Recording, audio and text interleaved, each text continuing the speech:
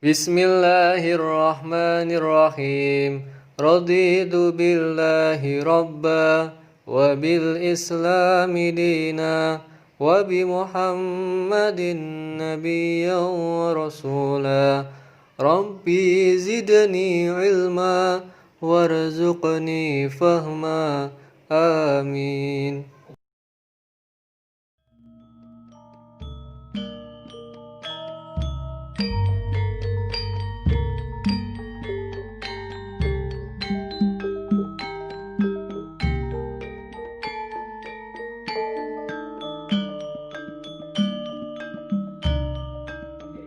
Ono pasangan merunggan meneh, yaiku apa? Yaiku pasangan lo. Nih pasangan lo, pasangan ko, lajeng pasangan to. Nah, pitakonku gene yo iku mirunggan.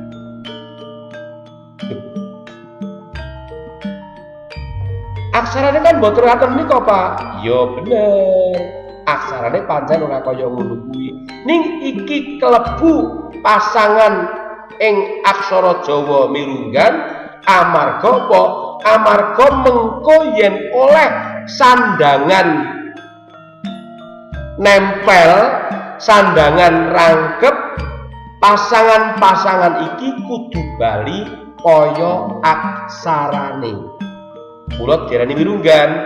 Dadi pasangan lo, ko lan to kuwi menawa oleh sandangan suku, cakra keret klebu, pengkal, cakra suku kuwi bali nglegena nanging mapane ana sak ngisore aksara jigeg sing dipasangi merga apa? Merga dapukane aksara kuwi yaiku dadi pasangan, merga kudu nyigeg aksara kang ana ing ngarepe. Coba dikatekke contoh iki. Ora salah akeh. Loro wae ning bocah-bocah gatekke sing tenanan supaya apa? Supaya cetha. Lah engko contoh-contoh liyane bocah-bocah iso golek dhewe. Contoh, Bapak Lurah. Bapak Lurah. Ning kene ana aksara la entuk suku, merga lu entuk suku. Kamangka suku kuwi carane nulis kudu nempel ana ing aksarane. Mula nalika nulis Bapak Lurah, bapak ditulis jangkep babaka.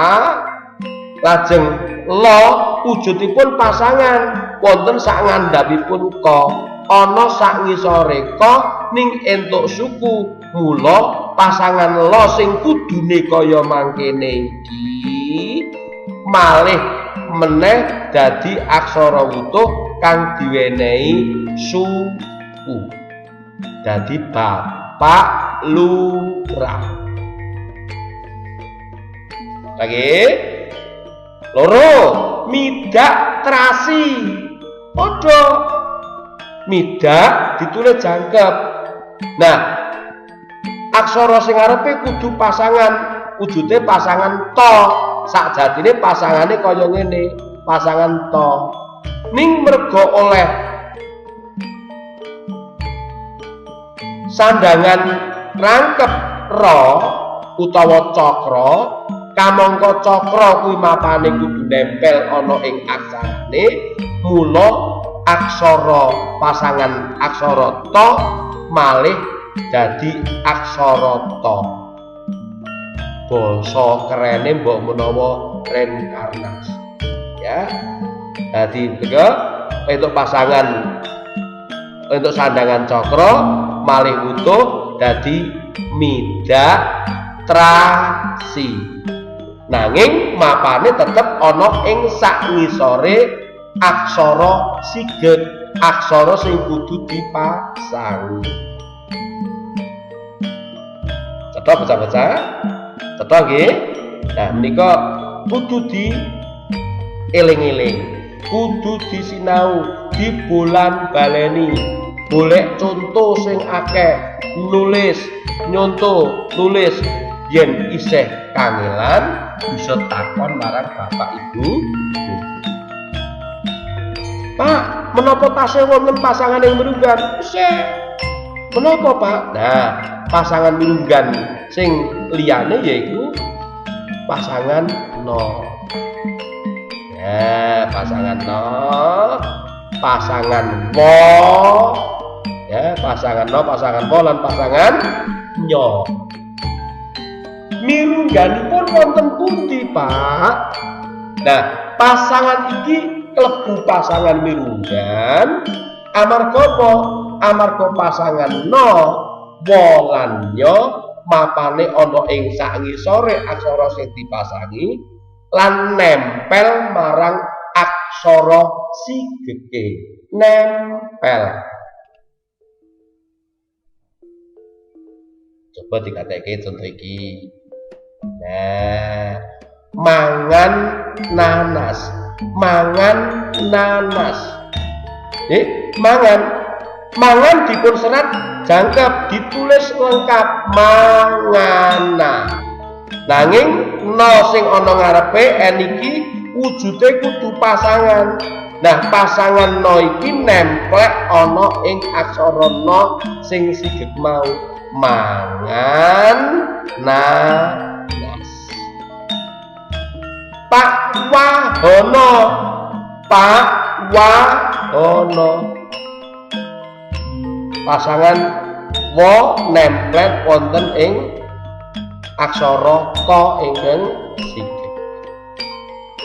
Nah, yen ngono saiki bocah-bocah wis hafal, wis sinau dadi ana aksara-aksara utawa pasangan-pasangan sing mirunggan. Nah, pasangan mirunggan kuwi disinau sing temenanan, disinau sing permati, sing gemati, digemateni dibolan-boleni supaya apa? Supaya bocah-bocah tambah lan pintere. Nah, nek pasangan aksara mirunggan kuwi bocah-bocah wis hafal, saiki bocah-bocah kan geri ngeling-eling pira? Geri ngeling-eling pitung pasangan sing ora klebu mirunggan. Ini mau boten? Apa wae pitung pasangan sing ora klebu mirunggan kuwi apa?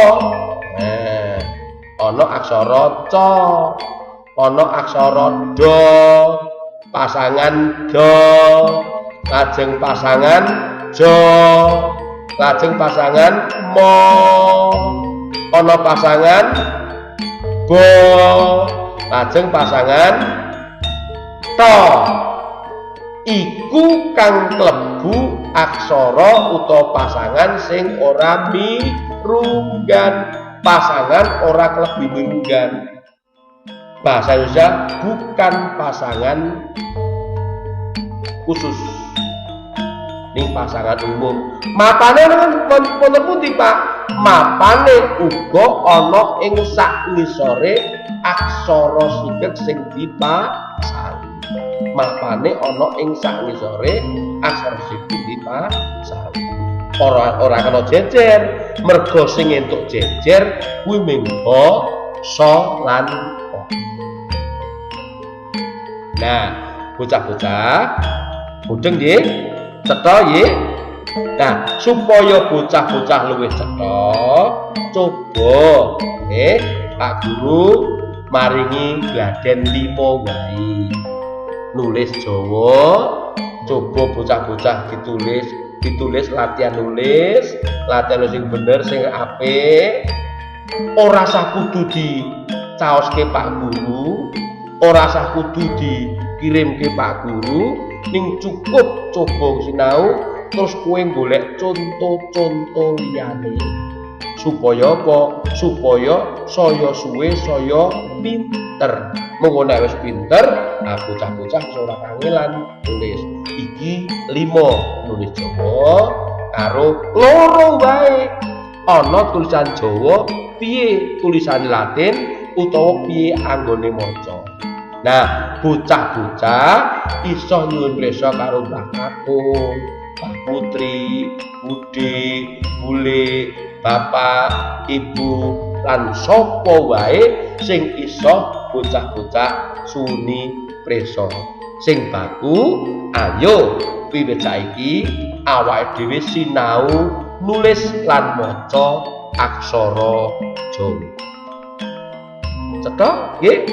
Nah, mengko supaya luwih cetha, coba dibolan-baleni meneh. Bolan-baleni maneh supaya apa sing Pak Guru paringake dina iki bocah-bocah bisa luwih saya pinter, bocah-bocah bisa luwih saya migunan.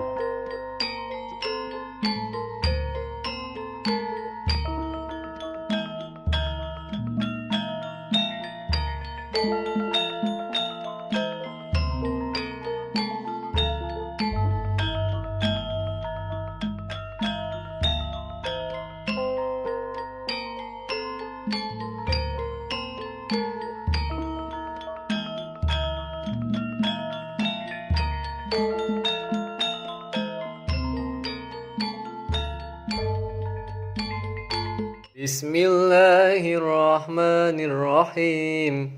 Subhanakallahumma wa bihamdika asyhadu an la ilaha illa anta astaghfiruka wa atubu ilaik. Amin amin ya rabbal alamin.